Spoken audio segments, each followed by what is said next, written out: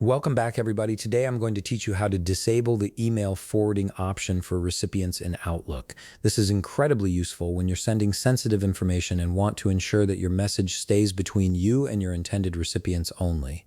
Let's walk through this step by step. First, you'll need to open your Microsoft Outlook app. Once it launches, log into your account and give it a moment to load all your emails. This initial step ensures you're working with a fully synced inbox before we start configuring your message settings. Now that your emails have loaded, we're ready to disable that email forwarding option.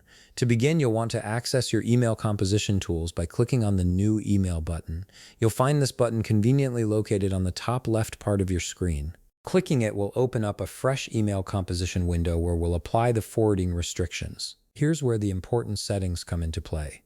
From the email composition screen, direct your attention to the top part of your screen where you'll see several tabs. Click on the Options tab to reveal a menu of additional email settings and features. Within this Options menu, you'll notice an Encrypt option. This is the key feature we need to control forwarding permissions. Go ahead and click on Encrypt, and a small window will appear presenting you with different encryption types.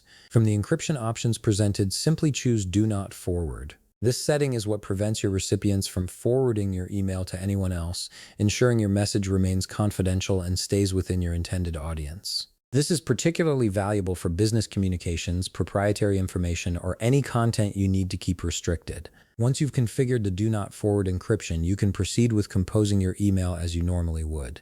Add your recipients in the To field, making sure you're selecting the right people since they'll be the only ones able to view this message. Include a subject line that clearly identifies the topic of your email, then compose your message in the body section. When you're satisfied with everything, simply click Send, and that's it. You've successfully disabled the email forwarding option for your recipients in Outlook, giving you complete control over how your message is shared.